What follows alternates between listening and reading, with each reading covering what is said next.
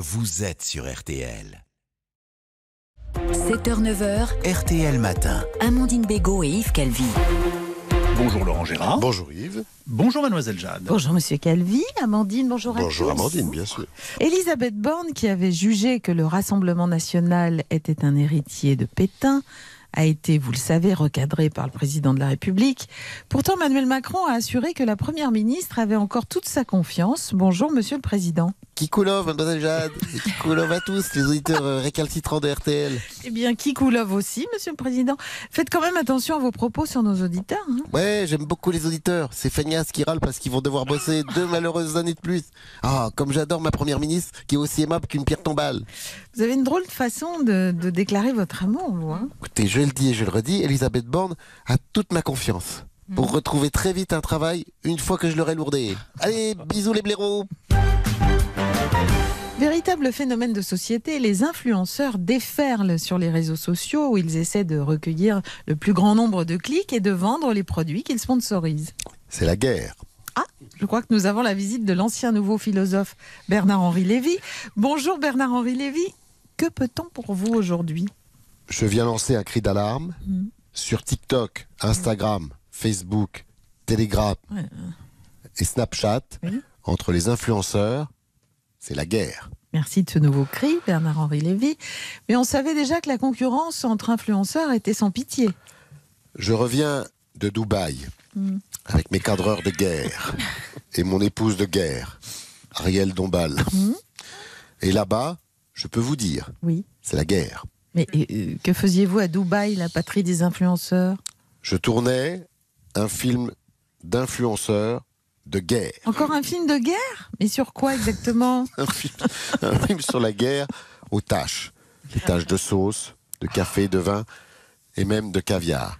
Je faisais la démonstration devant mes cadreurs qu'avec Ariel, mes chemises sont toujours impeccables. En clair, vous faisiez un travail d'influenceur. Vous avez obtenu beaucoup de clics ? Beaucoup plus que les entrées de mon film Slava Ukraini. Ah, J'ai eu pas 23 difficile. likes Oui. et 720 000 haha. Ah. Comme je vous le dis, je vous le redis, Oui. c'est la guerre. Très bien. Les hommes politiques aussi se font parfois influenceurs, n'est-ce pas François Hollande ? Oui, me faire devenir influenceur sur TikTok, c'est une idée de mon TikTok Terra Nova. Vous vous souvenez de mon TikTok Terra Nova ? Oui.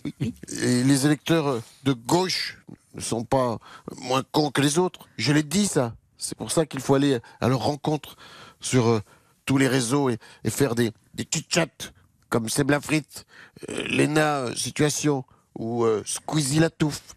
Oui, alors désormais, il faut faire très attention à ce qu'on essaie de vendre aux internautes. Mais non. Bah si. Je ne vends rien, je donne gratuitement mes idées à mes followers. J'ai déjà 22 300 000 followers sur Twitter, 13 300 000 sur Insta et 27 500 millions sur TikTok. Oh, excusez-moi François Hollande, mais vous ne seriez pas en train de nous donner le nombre de followers de Tom Holland, l'acteur qui incarne Spider-Man ? Ah bon ? C'est possible, mais l'araignée, elle est un être bien singulier. Il n'avait qu'à pas me piquer mon nom. Hashtag bien fait pour sa gueule. Hashtag dans ta face l'araignée. Influenceurs toujours, le ministère de l'économie et des finances vient de publier une liste d'influenceurs épinglés pour pratiques commerciales douteuses. Parmi eux, le fils de notre ami Benjamin Castaldi, Simon Castaldi. Salut à tous, c'est Simon Castaldi, le fils de mon papa Benjamin, comme j'aime, le fils à son papa Jean-Pierre Grandebouche. C'est compliqué, hein ? Non, rassurez-vous, tout va bien. Que vous reproche exactement la DGCCRF, Direction Générale de la Consommation, de la Concurrence et de la Répression des Fraudes ? La DGCCRF, Voilà, oui. elle a dit que j'ai fait du placement de produits, mais que j'ai pas dit que c'était sponsorisé et j'ai pas mis hashtag. C'est important le hashtag. Bah oui, c'est vrai. Vous sponsorisez quoi clandestinement, Simon Castaldi ? Des bonbons. Des bonbons, si, c'est authentique. Comme ça, mes followers, ils prenaient plein de kilos et ils allaient à Comme J'aime pour les perdre chez mon papa Benji. Voilà. Nous célébrerons samedi la 11e édition de la Journée mondiale du bien-être. À cette occasion, nous avons demandé à quelques personnalités de nous donner leurs petits secrets pour aller bien dans leur corps et dans leur tête. On commence avec Jean-Marie Bigard. Salut la Jade. Alors moi, pour aller bien, c'est simple, je me lève et je prends un bon bouquin. Ah bah attendez, c'est important ça, donnez-nous un titre. Par exemple, les meilleures blagues de cul, volume 7. Ah, voilà, il est pas mal. Ou alors volume 3, il est bien aussi. Bon d'accord, et ensuite? Ensuite, je vais le lire aux chiottes et je pose une énorme pêche. Oh là là, bon, en même temps j'aurais dû m'en douter. On va essayer de remonter un peu le niveau avec Alain Juppé. Bonjour Monsieur Juppé. Bonjour. Quel est votre secret pour aller bien? Moi, c'est simple. Pour garder la patate, je quitte régulièrement mes collègues du CONSCONS, le Conseil constitutionnel, à Paris, pour m'oxygéner dans ma ville de cœur. Ah, votre chère ville de Bordeaux. Ça vous fait quoi alors quand vous arrivez à Bordeaux? Dès que je sors de la gare de Bordeaux-Saint-Jean et que je vois les écolos rouler en trottinette électrique dans les rues au nom dégenré pour aller boire des smoothies au curcuma dans des cafés inclusifs interdits aux cisgenres, ça me déprime, mais je déprime. Bon, mais c'est pas grave. On passe maintenant au rapport Caris. Bonjour Caris. Quel est votre secret pour aller bien? Pognon, pognon, pognon, pognon, pognon. Bon, bah d'accord. Vous aimez l'argent, donc. C'est vrai que vous en gagnez beaucoup et qu'on dit qu'il fait le bonheur, on le rappelle. Mais pour acheter quoi? Quels sont les achats qui vous rendent heureux? Pute, pute, pute, pute, pute. D'accord, c'est un moyen comme un autre d'aller bien. Et vous, Vincent Delerme, votre secret pour être heureux?